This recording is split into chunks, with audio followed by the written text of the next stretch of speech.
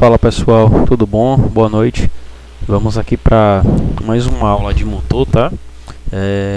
A gente inicia essa última unidade comentando um pouquinho agora sobre os componentes internos do nosso motor.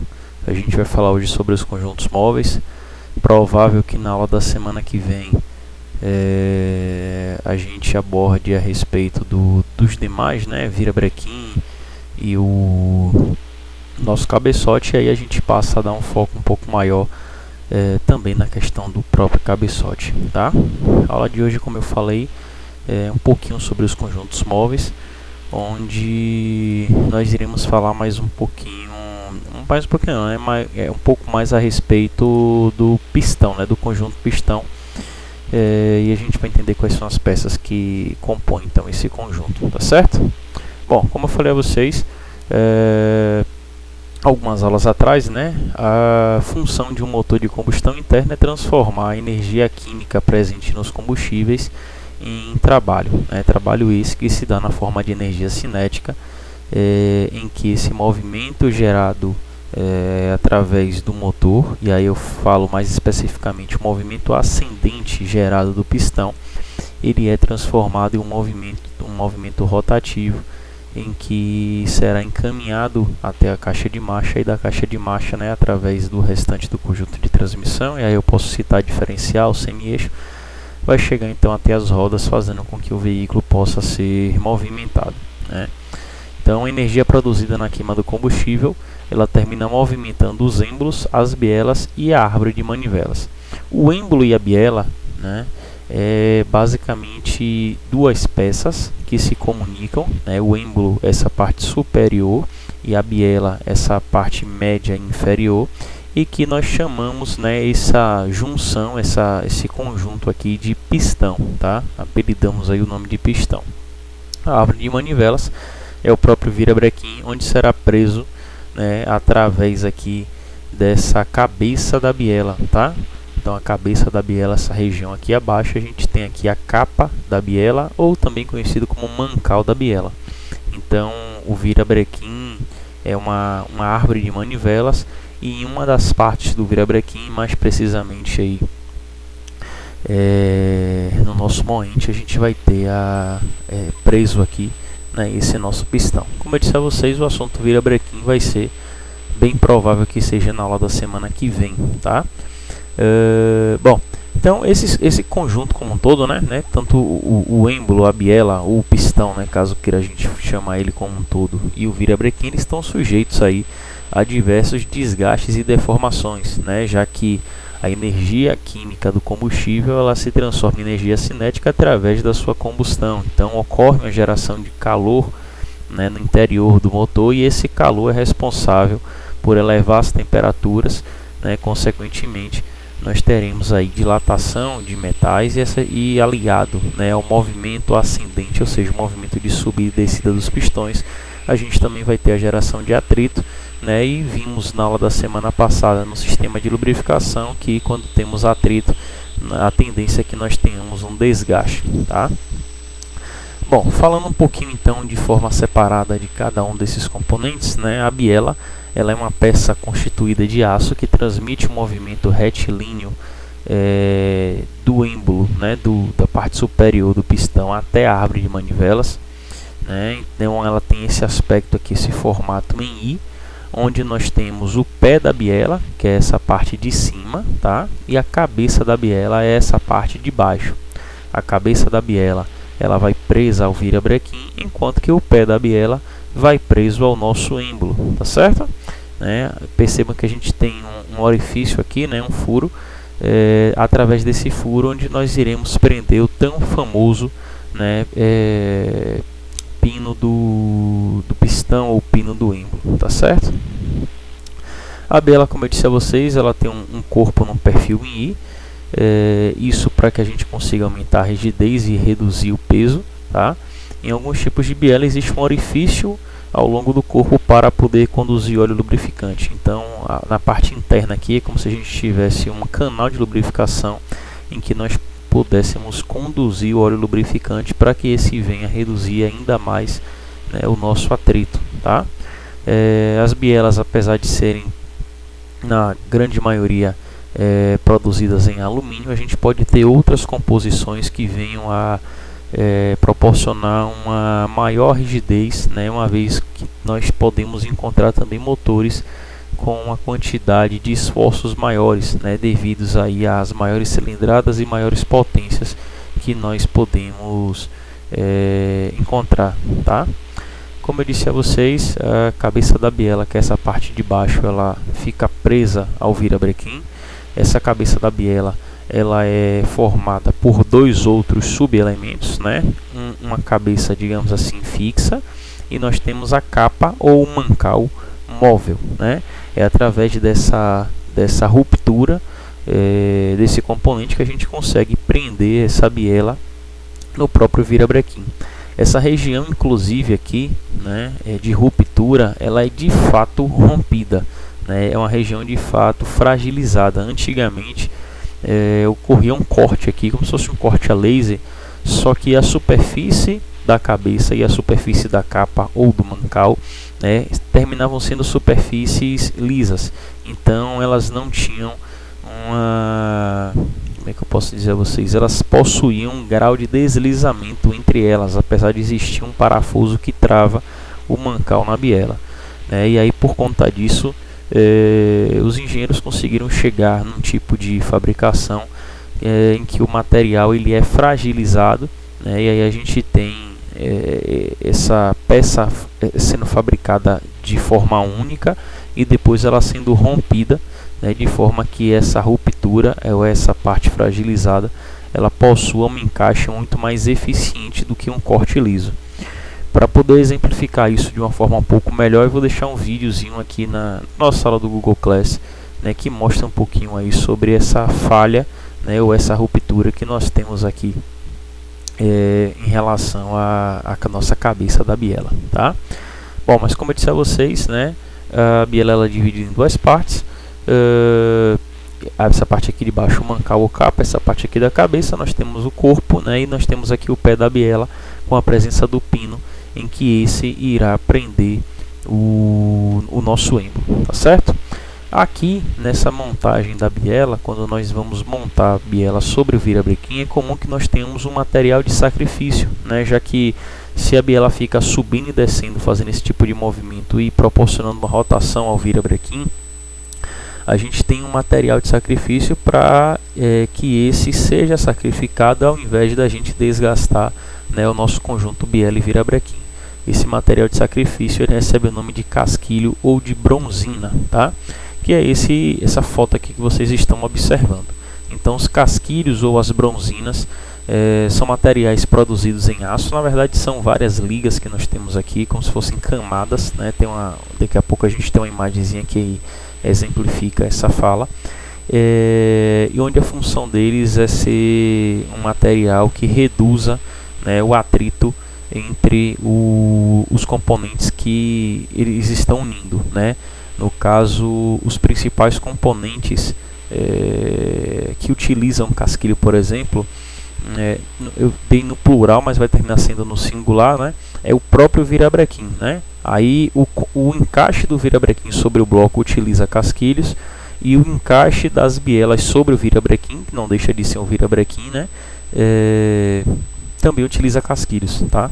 Há alguns anos atrás, na verdade muitos anos atrás, ainda encontravam-se casquilhos na parte superior do motor no cabeçote, mas hoje já não é mais tão comum essa ocorrência, tá? Porém, ainda no virabrequim, seja na junção virabrequim com bloco ou, né, na junção virabrequim com os pistões, né, aí sim a gente encontra-se esses casquilhos. Alguns anos atrás, né, também alguns pouquinhos de anos atrás, a 4 rodas a cada, se não salvo engano, 60 mil quilômetros, desmontava todo o motor do veículo para poder fazer uma análise. E as análises da espessura do casquilho eram análises corriqueiramente realizadas, né, de forma a poder identificar se aquele motor ele tinha um nível alto de desgaste ou não, tá? Também fica a critério de curiosidade que motores com start-stop, né? Start-stop é aquele sistemazinho dos carros em que quando você para na sinaleira e que você pisa o pedal do freio, e essa parada ela se dá por mais de 2 segundos, o veículo desliga automaticamente. Como entende-se que a quantidade de partidas, né, já que você toda hora que parar na sinaleira o carro desliga, como a quantidade de partidas do motor vai ser mais alta, esses casquilhos, essas bronzinas desses automóveis, elas são mais bem projetadas, né, são mais grossas e mais duráveis, tá? Então existe uma preocupação em todo motor que utiliza o start-stop, ou deveria existir, né? A gente sabe que não necessariamente, apesar de se esperar que isso aconteça, todas as montadoras de fato façam uso dessa técnica, mas né, fica como curiosidade aí que para motores que possuem start-stop, as bronzinas deverão ser melhor dimensionadas, né, devido aí a esse grau de estresse que elas vão receber, uma vez que a quantidade de partidas dentro do trajeto do veículo se torna mais constante, tá? Bom, de qualquer forma, o casquilho ou a bronzina é um material produzido em aço, né, que é composto por algumas outras ligas, possui um revestimento especial anti-fricção, né, na função aí de reduzir então esse atrito entre os pontos de contato do virabrequim. E o formato de casquilho é de 2 meias-luas, né, que se completam e se tornam então um círculo perfeito, digamos assim, tá?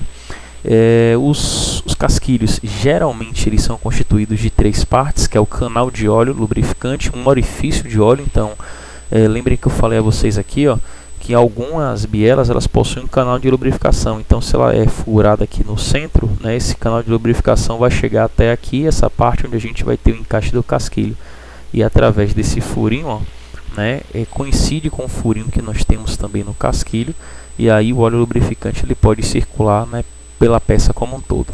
Então a gente tem o orifício do óleo, o canal de óleo lubrificante e esse ressalto, que nada mais é do que um ressalto para que a gente possa posicionar, né, o casquilho, seja no contato virabrequim com o bloco, ou seja no contato virabrequim com a nossa biela, tá? Como eu disse a vocês, o casquilho nada mais é do que uma peça, né, revestida de outros elementos. O principal é aço, mas temos aí algumas outras camadas, né, de metal branco, níquel, camada de cobre, chumbo e a própria capa. Essa junção aí de todas é para que a gente consiga ter uma biela durável, ou seja, que consiga sobreviver ao longo dos estresses e das altas temperaturas geradas no funcionamento do motor, e que ainda assim consiga reduzir o nosso atrito, tá? Então os casquilhos são presos aos mancais por meio de ressaltos para que não se desloquem durante o funcionamento do motor, e a lubrificação é feita através de um canal de óleo com furo existente na superfície da bronzina. Aqui vocês estão observando alguns casquilhos que nesse caso são aplicados já diretamente sobre o virabrequim, né? E aí o virabrequim, claro, vai ser uma aula posterior, mas a gente observa aqui, ó, esses recortes internos que são canais de lubrificação que nós temos no virabrequim, e esses furos, né, que são as saídas desses canais de lubrificação, que aí vão estar lubrificando aqui os casquilhos e consequentemente esse contato aí virabrequim com o nosso mancal, tá bom? Aqui só mais uma fotozinha, né, dos casquilhos, mostrando aqui as camadas que a gente encontra, né? Uma camada interna de redução de atrito, overlay, a camada de níquel, de bronze, e a parte de aço, que é a maior parte que forma aí essa nossa bronzina, tá?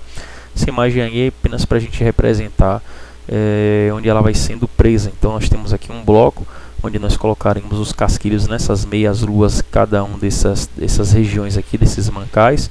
O virabrequim vem aqui por cima, depois a gente vai colocar na outra região do virabrequim outros casquilhos, né, já que são meia-luas, faltam a outra parte da meia-lua para poder fechar um círculo aqui perfeito, e depois vemos encaixando aqui os mancais para que a gente possa então fechar esse nosso motor, tá?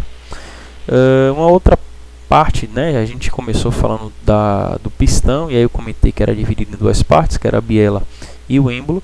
Então a outra parte do pistão é o próprio êmbolo, né, a parte superior, aquela que de fato ela entra em contato com a mistura ar-combustível e consequentemente ela que recebe, né, todos os esforços ali de compressão, pressão, temperatura, ataque químico e os demais, né?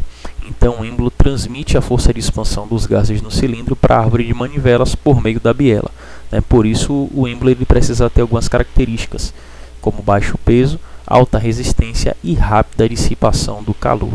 Essa dissipação do calor, inclusive, é um dos principais fatores avaliados quando se faz um projeto de pistão, né? Quando se faz um projeto de êmbolo, por exemplo.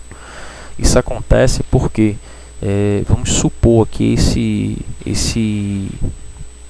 esse exemplozinho aqui, ou seja, um pistão a ser desenvolvido, né? A região da cabeça do pistão é uma região que, por ter contato com a mistura ar-combustível, ela vai se aquecer de forma demasiada. Então, se eu não tiver uma dissipação de calor eficiente entre... aí eu comentei a cabeça do pistão porque é a região onde a gente tem o maior gradiente de temperatura, tá?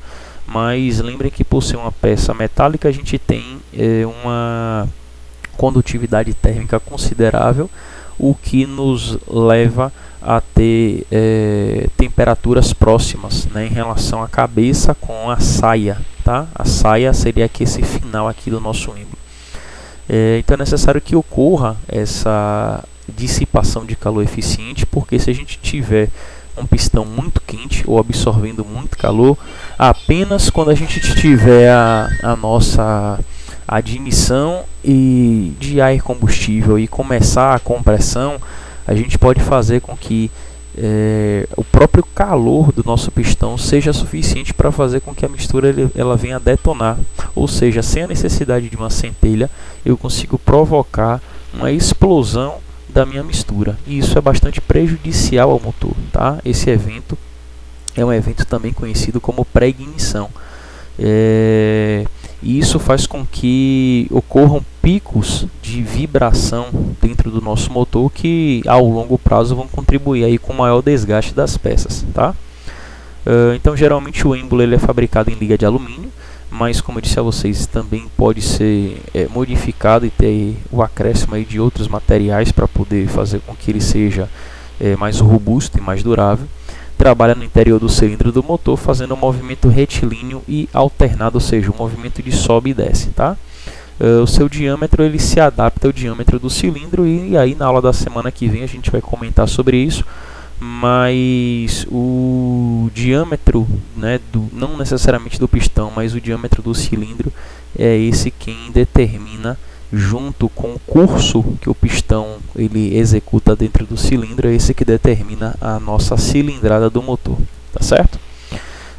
Pegando um gancho do que eu falei, né, agora há pouco, a cabeça, né, ou a parte superior do pistão é aquela que fica com o maior gradiente de temperatura. A gente vê aqui um estudo de análises térmicas, né, pela cara aqui provavelmente um SolidWorks, mas enfim, um estudo de análises térmicas onde a gente analisa aqui as principais temperaturas dentro de um pistão, e a gente percebe que essa região aqui é uma região que a gente consegue chegar até, né, próximo aí a 360 graus, tá? Então garantir a dissipação de calor é um fator fundamental num projeto de pistão, e geralmente essa dissipação de calor ela é relacionada com a presença dos anéis de segmento, tá certo? Os anéis de segmento são aqueles anéis que ficam localizados aqui, ó, nessa zona de anéis, como a gente pode observar nessa imagenzinha, tá?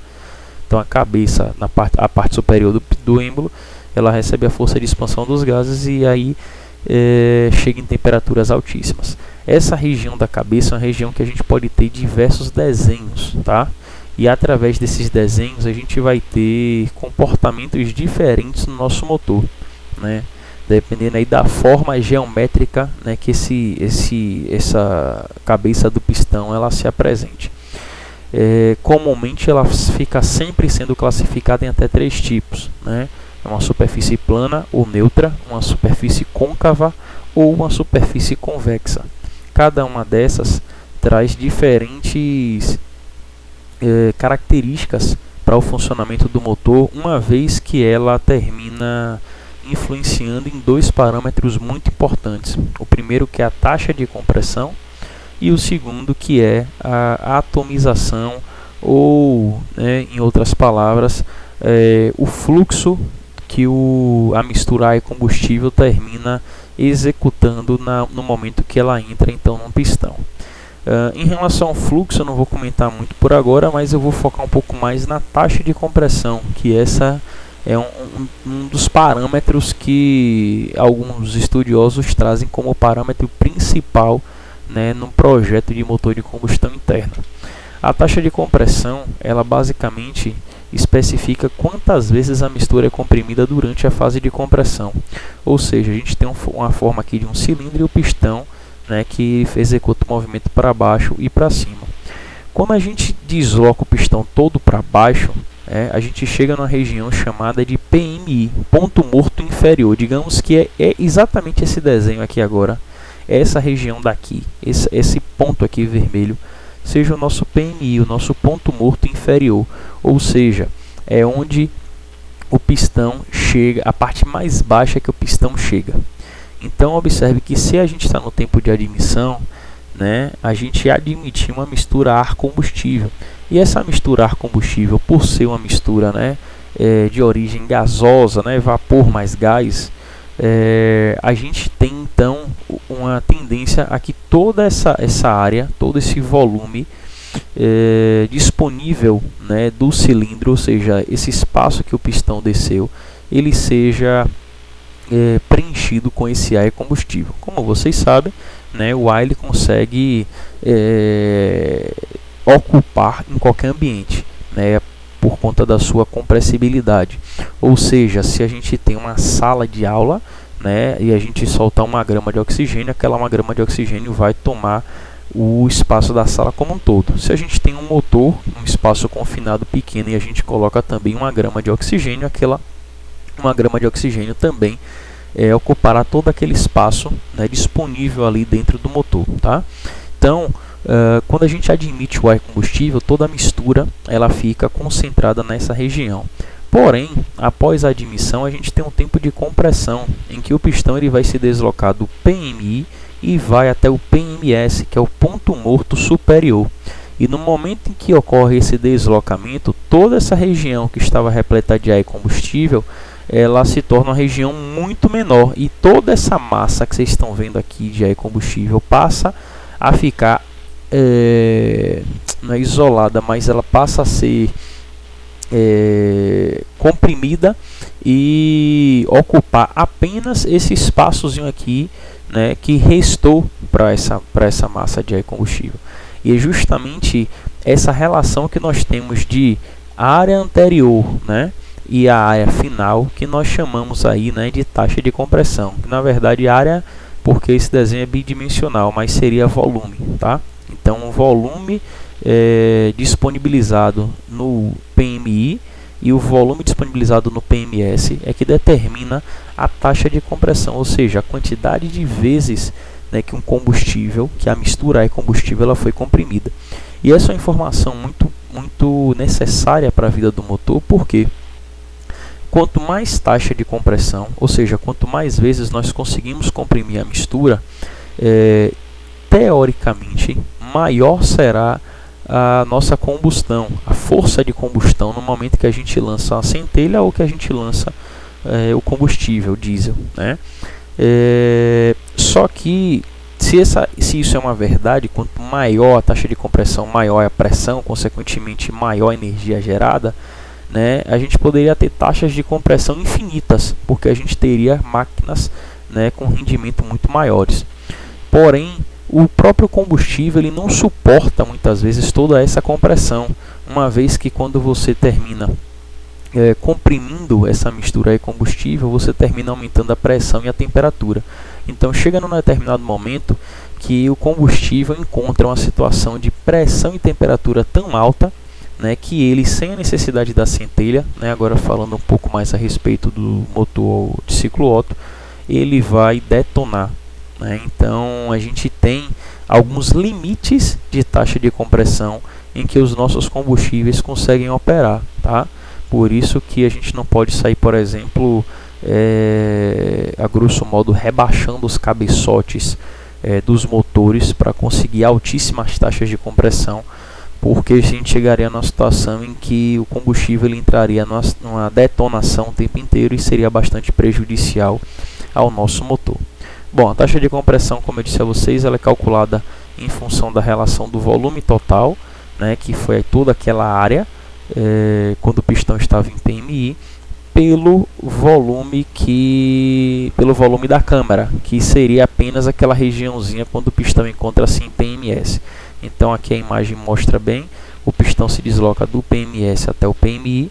No momento de admissão, toda essa área aqui está repleta de ar e combustível, e depois o pistão ele sobe fazendo o tempo de compressão e ele vai finalizar o movimento dele exatamente aqui, né? Então é todo esse pistão que vocês estão vendo vai subir e vai ficar exatamente aqui nesse ponto. Então toda essa mistura que antes estava em laranja tomando todo esse volume vai ser concentrado apenas nessa região aqui conhecida como o volume da câmara de combustão. E aí a soma do volume da câmara de combustão mais o volume do cilindro dividido pelo volume da câmara de combustão é que resulta no número adimensional e que representa para nós a taxa de compressão, tá? Então o rendimento de um motor é proporcional à sua taxa de compressão, ou seja, quanto maior a taxa de compressão, né, esquecendo essa questão aí da incompatibilidade com alguns combustíveis, maior seria a pressão, né? Então cada vez que nós tenhamos motores mais taxados, pressões maiores, combustões maiores, rendimento maior, tá? Ou seja, mais potência e um consumo até menor. Porém, a gente fica limitado à resistência do combustível à compressão, né? Que nesse caso é medida pela octanagem. E aí a gente tem, depois de diversos estudos, algumas tendências, né? Ou seja, a gente só pode ter uma relação de motor 100% a gasolina com a taxa de compressão de 9:1 ou até 11:1. Né? Ou seja, a quantidade de vezes que eu conseguir comprimir essa mistura, ela precisa estar de 9:1 até 11:1. Motores a álcool, eles já podem operar a partir de 12:1 até 14:1. Né? Motores já GNV a gente já consegue encontrar 16:1, apesar de que não existem hoje veículos 100% projetados para operar com gás natural veicular, né? Então o GNV sempre termina operando com taxas de compressões mais baixas, o que, por exemplo, justifica o consumo mais elevado, né, desse tipo de combustível. E motores a diesel a gente tem em torno aí de 16:1 até 20:1, tá certo? Motores flex são motores que utilizam gasolina e álcool, então eles ficam sempre no meio termo, são motores que variam ali de 10:1 até 13:1. Então são motores que eles não funcionam nem tão bem para gasolina, nem tão bem para álcool, mas eles conseguem operar com os dois tipos de combustível, tá legal? Bom, e aí tudo isso da taxa de compressão foi para poder chegar finalmente nas formas do pistão, né? Como eu disse a vocês, deixa eu retornar rapidinho, a gente tem três formas, né? Geralmente a forma plana ou neutra, a forma côncava e a forma convexa, né? Quando a gente tem um pistão côncavo, é um pistão que ele tem um rebaixo na sua face, né? na sua face superior. Como a gente tem então essa região aqui mais baixa, é uma região que termina influenciando diretamente na taxa de compressão do motor, né? Porque graças a essa região mais não é reduzida, né? Mas esse volume extra aqui, a gente consegue adicionar mais volume à câmara de combustão, consequentemente a gente tem motores que são uma taxa de compressão menor, tá? Pistões planos ou pistões neutros, né, são também chamados de pistões convencionais. Nesse caso eles não têm uma influência nem no fluxo, né, de admissão aí do ar e combustível, muito menos na variação de taxa de compressão, tá? Só deixando claro, esses tipos de pistões côncavos são mais comuns em motores a diesel.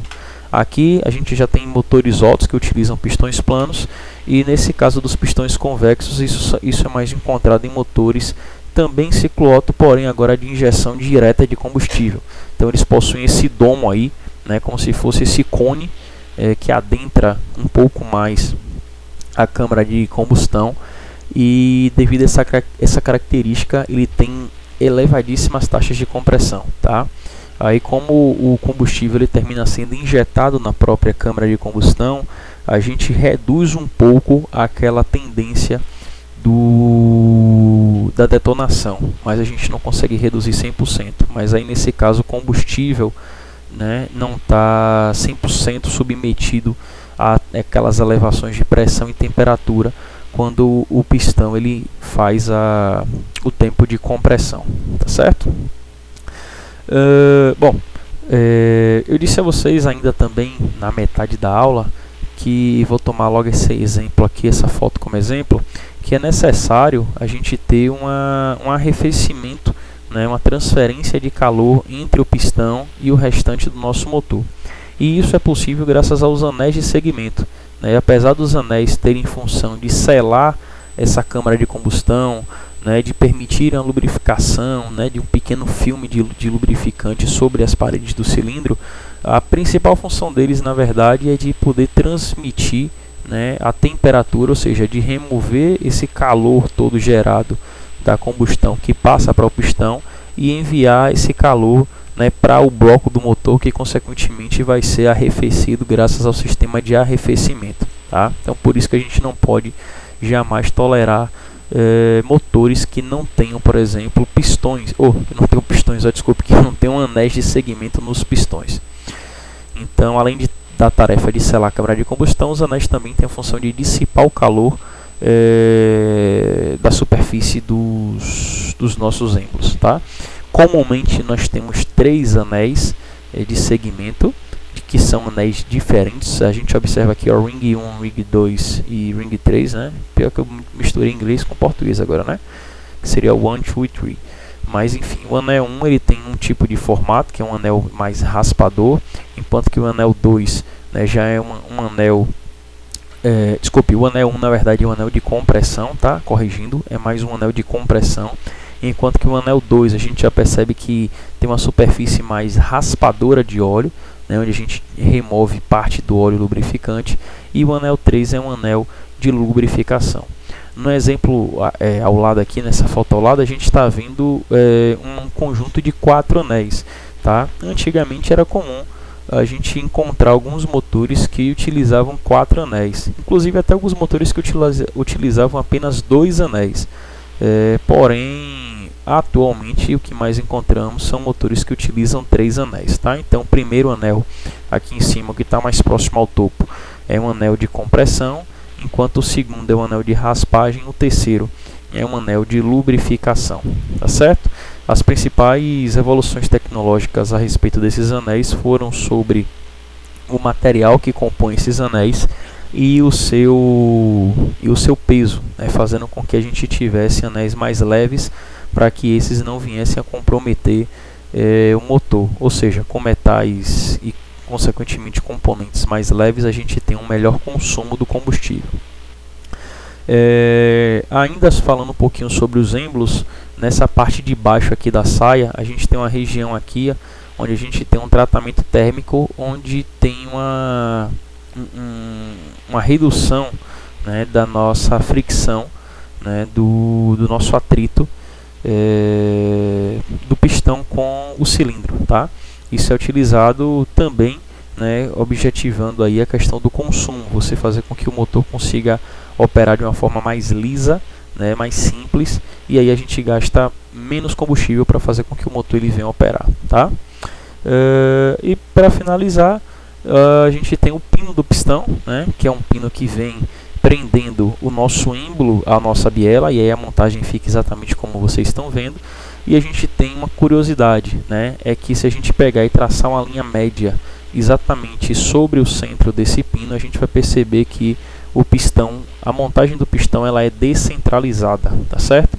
E isso é feito de forma proposital para que no momento em que o pistão inverter o movimento, seja do PMI para o PMS ou do PMS para o PMI, a gente não tenha o pistão se chocando com as paredes do cilindro, e aí nesse caso evitando um problema conhecido chamado de batida de saia, tá certo? Bom, pessoal, eu acredito que por hoje, né, seja só, tá? Eu vou pedir a vocês que assistam os demais vídeos e os linkzinhos que tem aí no Google Class, e após isso respondam as questões para contabilizar a frequência, tá? Essa semana está sendo uma semana bem corrida, né, para mim no Senai, porque a gente está próximo aí a alguns eventos importantes. Eu confesso que ainda não consegui corrigir a avaliação de vocês, mas vou tentar aí até a sexta-feira. Fico com essa meta aí de corrigir as avaliações e lançar as notas nos portais, tá bom? Bom, é isso aí. Qualquer dúvida, manda um e-mail. Valeu, pessoal. Tchau, tchau.